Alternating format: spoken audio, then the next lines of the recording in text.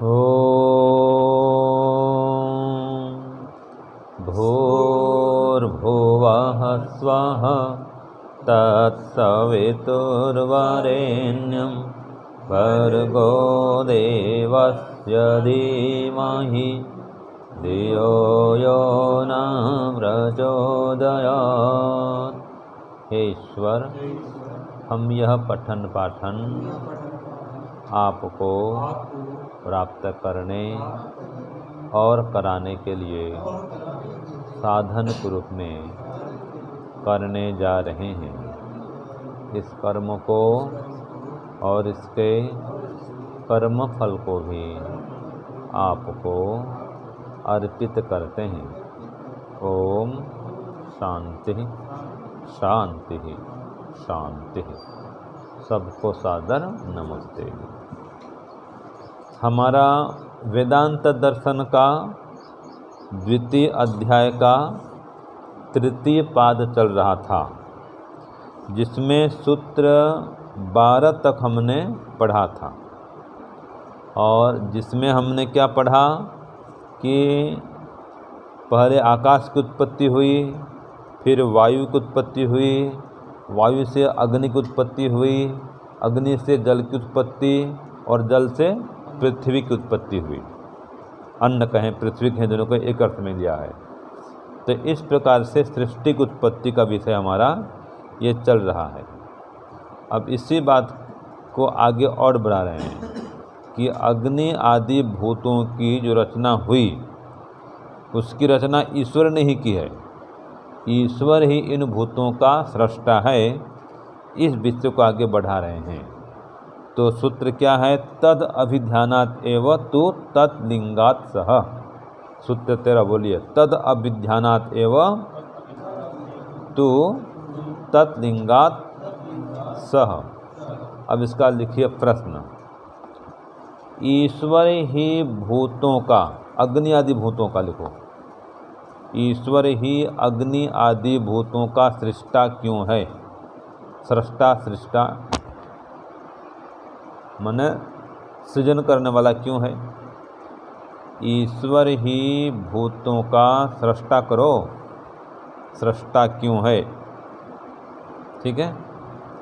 अब उत्तर 13 में ये दिया कि तद अभिध्यानात् एव तु तत्लिंगात् सह। तो उत्तर लिखिए 13 का। उस परमात्मा के ईक्षण बराबर अभिध्यान बराबर विचार से ही तद अभिध्यानात्, तो उस परमात्मा के अभिध्यान से बराबर इक्षण से बराबर विचार से ही, ये तीनों एक अर्थ वाले हैं, इक्षण, अभिध्यान और विचार। तो उस परमात्मा के इक्षण अर्थात अभिध्यान अर्थात विचार से ही अग्नि आदि भूतों की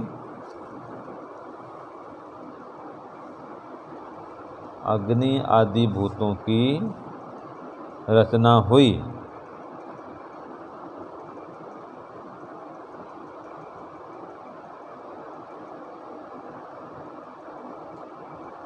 ठीक है। वहाँ ईक्षण ब्रह्म का लक्षण होने से,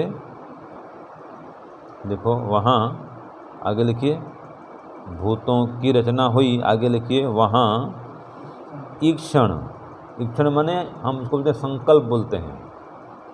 तो ठीक है, वहाँ ईक्षण ब्रह्म का लक्षण होने से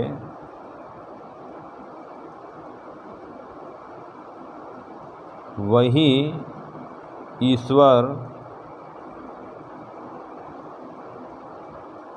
अग्नि आदि भूतों का सृष्टा है, मतलब रचयिता है। सृष्टा, रचयिता, निर्माता, सृजनकर्ता सब एक ही अर्थ है। समझ गए? तो ब्रह्मण संकल्प किया, स ईक्षते, उसने ईक्षण किया, ऐसे ऐसे जगह आता है। तो इससे स्पष्ट होता है कि परमात्मा ईक्षण करता है। जैसे कि सो अकामयत बहुश्याम प्रजायति, उसने कामना की, उसने संकल्प किया, तो ये अभिध्यान कहें, इक्षण कहें, विचार कहें, सब एक ही बात है। तो परमात्मा के इक्षण से ही या अभिध्यान से ही या विचार से ही या संकल्प से ही ये 5 भूतों की रचना हुई है, अग्नि, वायु, आकाश सब। और जो इक्षण शब्द है वो ब्रह्म का लक्षण है। हाँ, ब्रह्म इक्षण करता है। स इक्षते लोकान्नो सृजा इति, ये प्रमाण मिलता है। स इक्षते, उसने इक्षण किया कि अब मैं लोकों का सृजन कर दूं। तो इसे सृष्ट हुआ, सिद्ध हुआ कि ईश्वर ही भूतों का सृष्टा है। भूतों मतलब 5 महाभूतों का वो ही निर्माण करता है, सृजन करता है। ये सूत्र 13 में बता दिया गया। अब सूत्र 14 देखो, विपर्ययेण तु क्रमो अतः उपपद्यते च। तो भाष्य की भी बात मैंने बता दिया आपको सार रूप में 13 का। अब 14 चलते हैं। 14 में प्रश्न क्या बनेगा, सूत्र क्या हुआ कि विपर्ययेण तु क्रमो अतः उपपद्यते च, ये सूत्र हुआ। अब इसका प्रश्न लिखिए।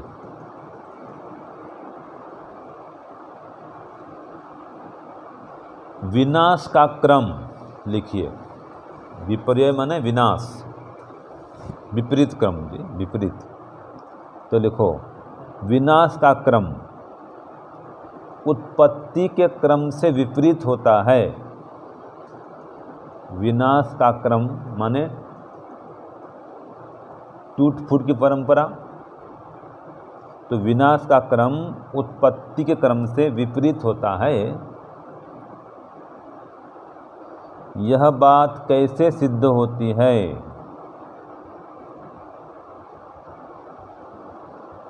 यह बात कैसे सिद्ध होती है?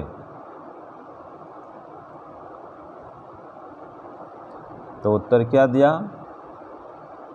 विपर्ययन्तु क्रमो अतः उपपद्यते च, ये सूत्र है। अब इसका हिंदी में अर्थ लिखिए, सूत्रार्थ लिखिए 14।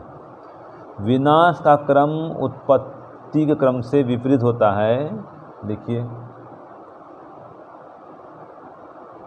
विनाश का क्रम उत्पत्ति के क्रम से विपरीत होता है। यह बात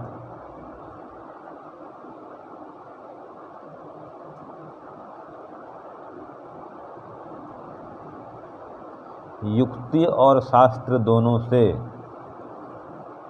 यह बात युक्ति और शास्त्र दोनों से सिद्ध होती है।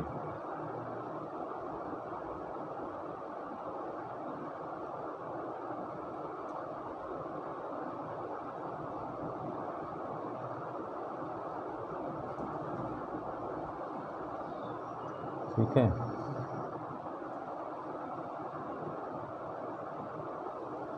ये एक अर्थ हुआ। दूसरा अर्थ और एक लिखिए, ख। उसी का उत्तर अलग है, 14 का ही। उत्पत्ति के क्रम को उल्टा करने से, उत्पत्ति के क्रम को उल्टा करने से लय का क्रम सिद्ध होता है।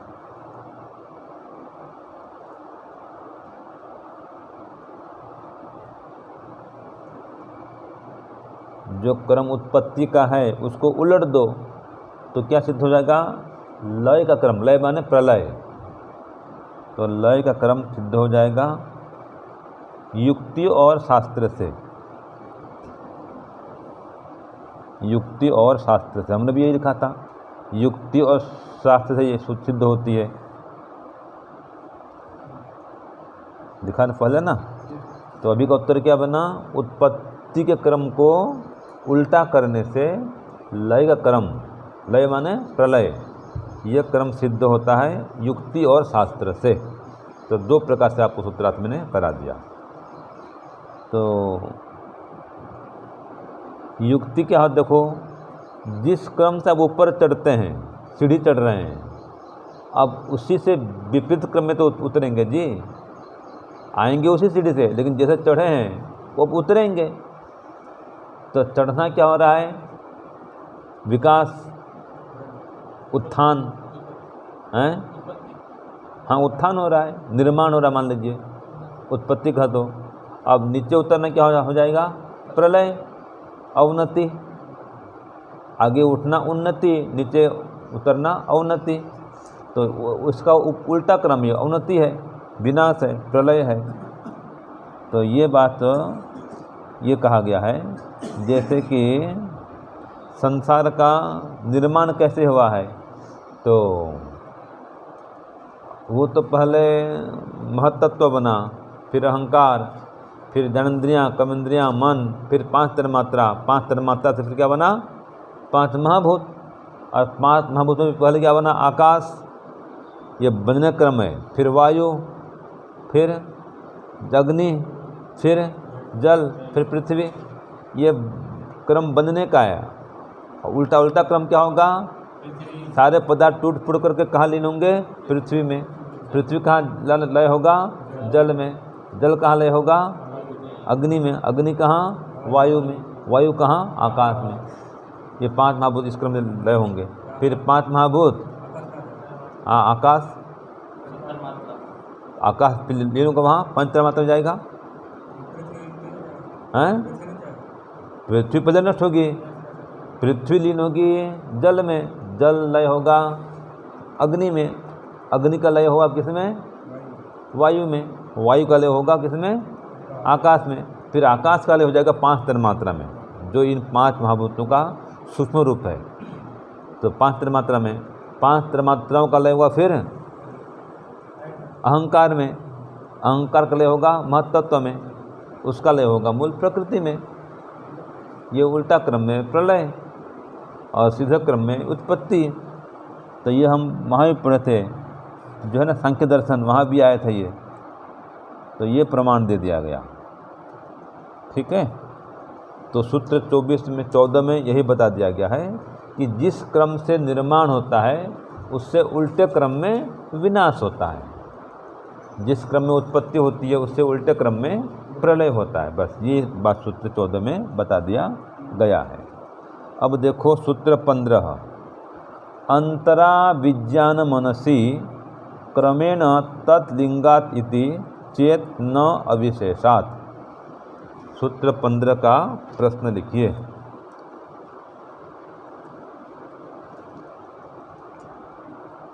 लिखिए, ज्ञानेंद्रिय और मन को, ज्ञानेंद्रिय और मन को परमात्मा व भूत समुदाय के बीच में, परमात्मा व भूत समुदाय के बीच में क्रम से कहा है, क्रम से कहा है। यह बात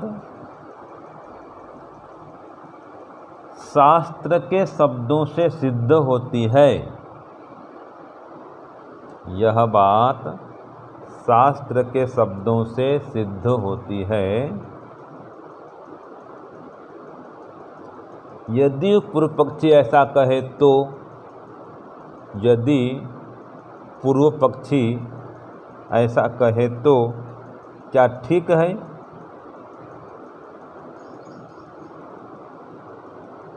हेतु सहित बताओ।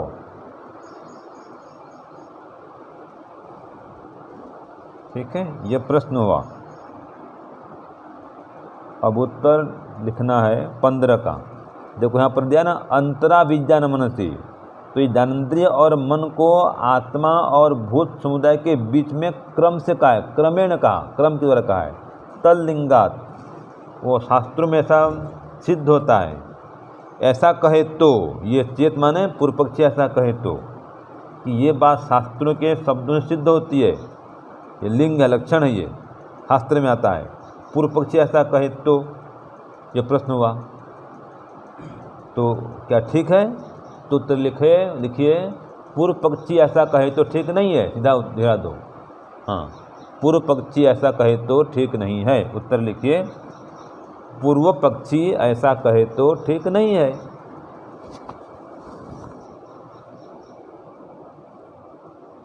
अब कैसा कहे तो ठीक नहीं है, जो प्रश्न में कहा, ठीक है ना जी। तो पूर्व पक्षी ऐसा कहे तो ठीक नहीं है, क्योंकि वहाँ सृष्टि के पदार्थों का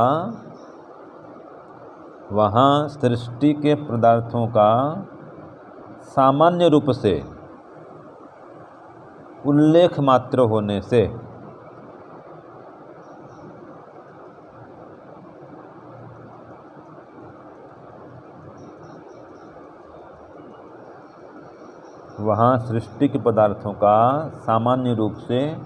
उल्लेख मात्र होने से, देखो यहाँ पर सूत्र क्या है, अविशेषात। अविशेषात माने सामान्यात। अविशेष माने क्या है, सामान्य। विशेष माने भिन्न। यहाँ पर वो पूरा हो गया, सूत्रार्थ पूरा हो गया। तो क्या सार निकला, ये जो प्रश्न कहा, ज्ञानेंद्रिय और मन को, देखो 5 ज्ञानेंद्रियाँ हैं, है ना, और मन क्या है, उभय इंद्रिय है। तो मन को भी और ज्ञानेंद्रिय को भी ये परमात्मा और भूत समुदाय के बीच में क्रम से आने वाला कहा है। 5 महाभूत जो हैं और परमात्मा है, इस क्रम के बीच में ज्ञानेंद्रिय और मन का क्रम आता है। और ये पूर्व पक्षी कह रहा है, क्यों कह रहा है, कहता है शास्त्र में ऐसा लिखा है। इसने प्रमाण दे दिया कि एतस्मात् जायते प्राणः मनः सर्व इंद्रियाणि और खम वायु ज्योति पृथ्वी विश्वस्य धारिणी। ये प्रमाण दिया कि उस परमात्मा से प्राण उत्पन्न हुआ और मन और इंद्रियां उत्पन्न हुई। फिर आकाश, वायु, अग्नि, जल और पृथ्वी की उत्पत्ति हुई। तो इसमें तो आया तो है मन और इंद्रियां। तो ये प्रमाण दिया पूर्व पक्षी ने। तो उत्तर दिया सिद्धांति ने कि नहीं भाई, यहाँ जो आया तो है, लेकिन ये सृष्टि के पदार्थों खाली नाम मात्र उल्लेख हुआ है। ये सामान्य कथन है। उल्लेख तो हो गया है मन का और इंद्रियों का, ठीक है, नाम तो आया है, लेकिन ये सामान्य रूप से खाली कथन मात्र है। ये क्रम से नहीं बता दिया गया कि इस क्रम से उत्पत्ति हुई है। तो ये इसको बीच में जोड़ा नहीं गया है। परमात्मा और भूत समुदाय के बीच में ये कोई कड़ी नहीं बनता है, ये ठीक है ना जी। हाँ, तो ये खाली उल्लेख मात्र हुआ है, तो इससे कोई निर्णय नहीं हो जाता है इसे। ये सिद्धांति ने उसको उत्तर दे दिया सूत्र 15 में। यही बात भाष्य में है जो बता दिया मैंने अभी। अब चलो सूत्र 16 चलना का है क्या। हाँ,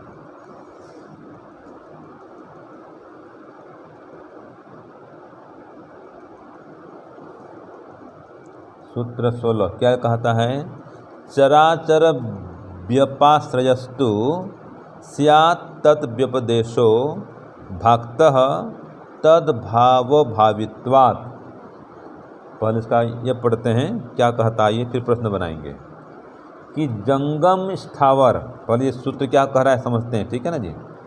जंगम स्थावर शरीर के आश्रय वाले जीव की उत्पत्ति विनाश का जो कथन है वह गौण है। क्यों गौण है, तो कहा शरीर में होने पर जीव की प्रकृति होने से। तो इसका प्रश्न लिखिए, प्रश्न 16 लिखिए। जंगम स्थावर शरीर के आश्रय वाले जीव की, जंगम मन क्या होता है, चलने फिरने वाले, स्थावर माने स्थिर रहने वाले पेड़ पौधे, और जंगम माने पशु पक्षी मनुष्य सब। ये तो लिखो, जंगम स्थावर शरीर के आश्रय वाले जीव की उत्पत्ति और विनाश का जो कथन है वह कैसा है।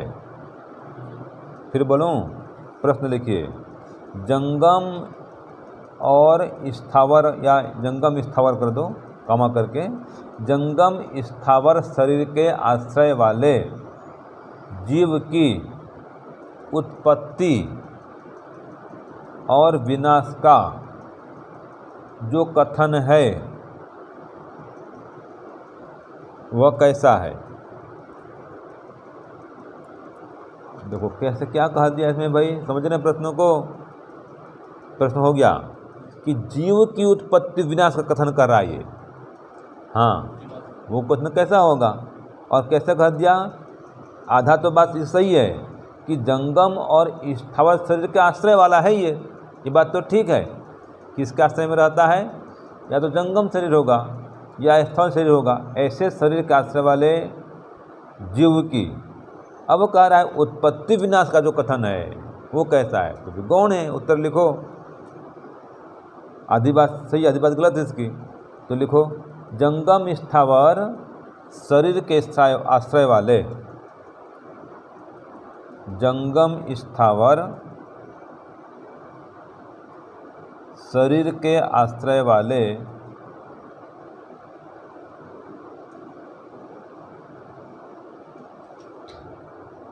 जीव की उत्पत्ति और विनाश का, जीव की उत्पत्ति और विनाश का जो कथन है वह गौण है। जो कथन है वह गौण है। असली उत्तर ही आया, वह गौण है। अब क्यों गौण है आगे लिखिए। क्योंकि शरीर में होने पर जीव की प्रवृत्ति होने से, शरीर में होने पर जीव की प्रवृत्ति होने से, ये हो गया सूत्र 16। ठीक है। अब इसकी आधी बात सही है। क्या सही है? कि इसका जो जीवात्मा का आश्रय है वो जंगम शरीर है अथवा स्थावर शरीर है, यह तो ठीक है। तो ऐसे आश्रय वाले जीव की अब जो कह रहा है वो गड़बड़ है कि उत्पत्ति और विनाश का जो क्रम कह रहा है वो कैसा है? तो भाई वो तो गौण कथन है। क्योंकि शरीर में होने पर ही जीव की प्रवृत्ति होने से, अब जीवात्मा शरीर में है तो भी हिलना डुलना आदि होता है। जीवात्मा शरीर को छोड़ दे तो कोई हिलना डुलना होगा? नहीं होगा। और भाष्य में यही तो कहा है। देखो ये प्रमाण को याद रखना, कितना अच्छा दिया है। ये चर्चा आती है उपनिषद में कि देखो जीवात्मा का निवास कहाँ होता है? वृक्ष में। पेड़ में जीवात्मा कहाँ रहता है? हाँ, उसके मूल में रहता है। तो आगे कहा है कि पेड़ के जिस हिस्से को जीवात्मा छोड़ देती है, संपर्क टूट गया वहाँ का, तो वो हिस्सा सूख जाता है। और सारे पेड़ को जीवात्मा छोड़ देते तो सारा पेड़ ही सूख जाता है। जब पेड़ पूरा सूख जाएगा तो परमात्मा उसको वहाँ से निकाल देगा। तो बोलते हैं पेड़ मर गया। ये है। तो अब जीवात्मा का आश्रय तो बना पेड़, ये जंगम है पेड़, लेकिन जीव की उत्पत्ति विनाश नहीं होता है। पेड़ की उत्पत्ति तो हुई, पेड़ का विनाश भी हुआ। ऐसे ही शरीर की उत्पत्ति होती है, शरीर का नाश होता है। अब जब शरीर को छोड़ दिया जीवात्मा तो उसकी प्रवृत्ति बंद हो जाती है। इसने कहा गया है। यहाँ पर उत्पत्ति विनाश जो क्रम है वो तो कथन है, वो तो क्या है? गौण है। तो जो भी गतिविधि होती है जीवात्मा के होने पर होती है शरीर में, उसके निकल जाने पर गतिविधि नहीं होती है। तो इसको विभिन्न प्रमाणों से कहा गया है कि अयम पुरुषो जायमानः शरीरम अभिसंपद्यमानः सह उत्कामन निर्माणः। जीवात्मा कैसा है? शरीर में आने वाला है। ठीक है, शरीर को प्राप्त होता है तो बोलते हैं जन्म हो गया। और म्रियमाणः शरीर को छोड़ देता है तो बोलते हैं मर गया।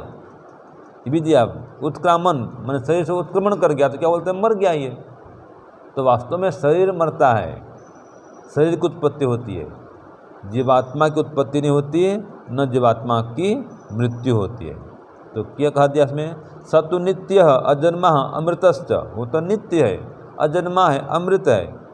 इसलिए जीवस्य नित्यत्वम सिद्ध्यति, जीव का नित्यपन सिद्ध होता है। ठीक है। तो इस पाठ का सार ये निकला कि एक तो जीवात्मा का न जन्म होता है न मरण होता है, शरीर का जन्म होता है, शरीर का मरण होता है, और जिस क्रम से जन्म होता है या सृष्टि की उत्पत्ति होती है उससे विपरीत क्रम से विनाश होता है। सृष्टि की उत्पत्ति जिस क्रम से हुई है उससे विपरीत इस क्रम से फिर उसका विनाश होता है। तो ये हर बार सृष्टि में यही नियम आपको देखने को मिलेगा कि जिस क्रम से संसार का निर्माण हुआ उससे विपरीत क्रम से संसार का विनाश होगा। लेकिन जीवात्मा का न कभी जन्म होगा न कभी मरण होगा। ये उत्पत्ति और विनाश ये क्रम सब कहाँ लगता है? संसार में लगता है, जीवात्मा में लागू नहीं होता। सार ये समझो, शरीर भी होता है उत्पन्न, शरीर नष्ट भी होता है, लेकिन आत्मा इससे पृथक है। ये जन्म और मरण से, उत्पत्ति और विनाश से जीवात्मा पृथक है। ये आज के पाठ का सार निकला। ठीक है जी, चलिए। ओम शांति शांति शांति। सर्वेभ्यो नमः। सबको सादर नमस्ते।